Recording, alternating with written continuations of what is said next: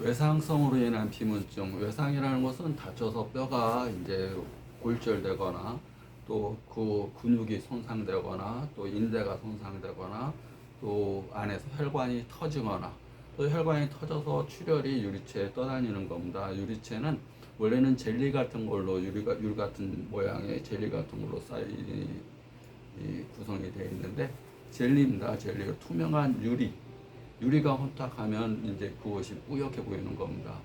수정체가 혼탁하면 뿌옇게 보이는 겁니다. 각막이 혼탁하면 뿌옇게 보입니다. 그러니까 각막, 수정체, 유리체는 혈관이 없는 겁니다. 그냥 각막은 렌즈 같은 거, 수정체는 수정같이 맑은 거, 유리는 유리같이 맑은 거. 그런데 이 망막에 있는 혈관이 터지게 되면 이제 조금 터지면 피가 조금 흐를 거고 많이 터져버리면 피가 쫙 많이 흐르면서 심한 경우 유리체 절제술을 하게 됩니다. 그러면 수정체 유리체가 붙어져 있기 때문에 수정체 손상이 오면서 수정체 후반부가 백내장이 올 수가 있습니다. 그래서 유리체 절제술을 할 때는 백내장 수술까지도 같이 멀쩡한데 백내장 수술까지도 이제 같이 하게 됩니다. 근데 출혈로 인한 비문증은 이제 초출혈될 때는 지혈제를 쓰고 초기에는 두 번째 이제 출혈이 한 보름에서 출혈이 그쳤다. 또 밤새 와서 열도 없고 출혈이 그쳤다. 이제 그러면 이제 활혈거지제라는 이제 용어를 씁니다. 이제 말 그대로 피를 순환시키고 어혈을 없애면서 또 재차 출혈을 방지하는 어디가 막히거나 그러면 또 혈관이 막히거나 그러면 또 출혈이 또 생길 수가 있습니다. 재차 출혈을 방지하고 활혈 거지제를 쓰고 또 3단계로는 손상된 조직을 회복시켜주는 유리체의 기능을 회복시켜주는 것을 쓰게 됩니다. 우리가 이제 출혈이 그치고 그 다음에 어혈이 많이 없어지고 그러면 유리체 기능을 회복하는 데 도움이 되는 것이 항산화제라는 것을 많이 쓰게 됩니다. 산화라는 것은 우리가 이 호흡이 70번 뛰게 되어 있는데 유산소 운동을 하게 되면 맥박이 100에서 110번 뛰게 됩니다.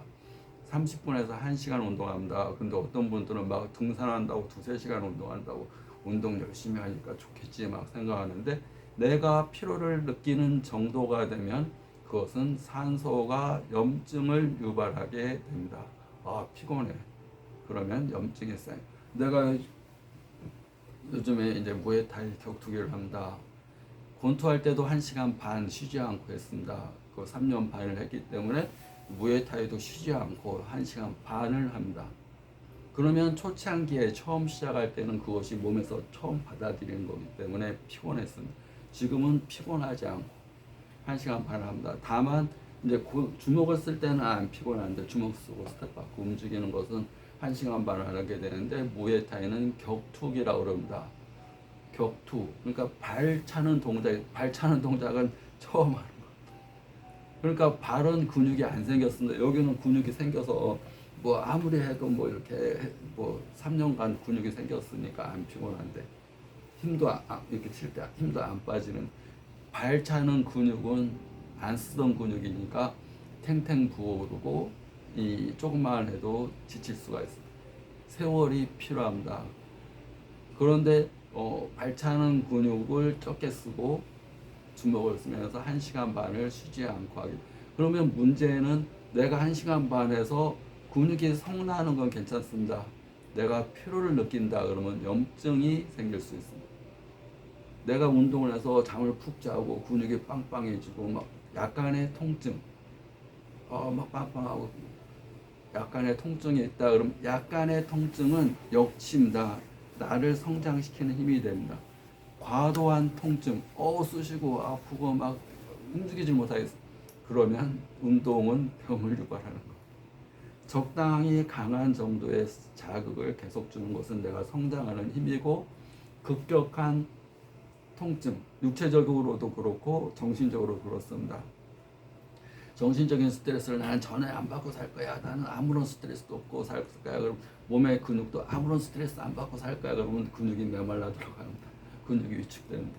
나이가 먹어서 터벅터벅 걷고 지팡이 근조원하고 근육에 힘이 빠지니까 꾸부정해가지고 이렇게 하게 됩니다. 근육이 힘이 없으니까 뼈를 지탱할 힘이 없으니까 허리가 굽어지게 되는, 뼈가 약해져서 이렇게 굽어지는 것보다는 뼈를 지탱하는 힘, 이 근육이 없으니까 자꾸 구부러져.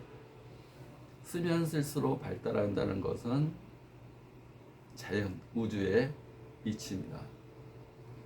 머리를 안 쓰면 머리가 퇴화가 되고, 근육을 안 쓰면 근육이 퇴화가 되고, 마음의 상처를 안 받으려고 혼자 문 닫고 지내거나, 나는 스트레스로부터 보호받을 거야. 스트레스를 일부러 받아야지 커지는 겁니다. 왜 돈 주고 가서 관장님 눈치 보면서 왜 돈 주면서 배우겠습니까? 내 몸을 단련시키기 위해서.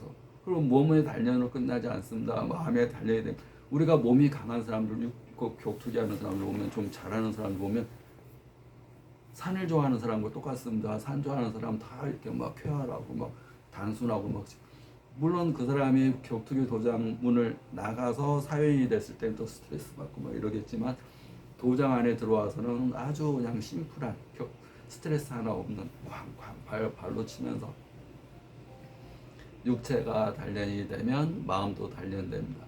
근데 사람은 마음이 단련되면 육체가 단련이 잘 안 됩니다.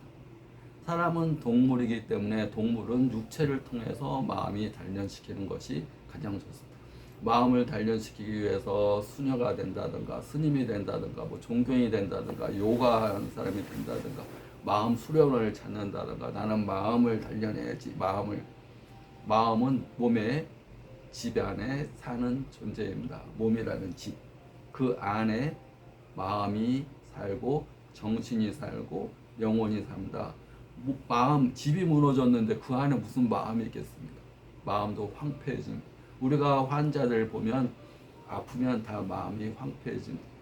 저 사람이 어떻게 무슨 저 높은 자리에서 높은 직책을 하고, 어떤 강한 의지력이 있을 때 높은 직책까지 올라가는데 아프다 그래서 완전히 떨어져 가지고 화는데 맨날 성질내고 맨날 화내고 막, 또 거꾸로 막 죽겠다고 그러고 빨리 죽어버려야지 이런 얘기는 했었고,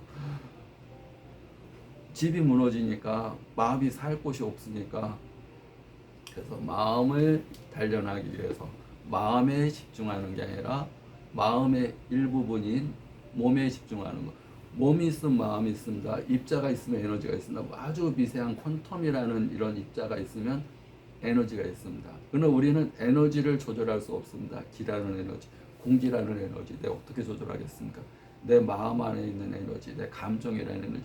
감정이 왜 생기겠습니까? 나를 보호하게 생깁니다. 내가 두려움도 마찬가지고, 화내는 것도 마찬가지고, 나 자신의 생명을 지키기 위해서 에너지가 확 품어져 나오는 겁니다.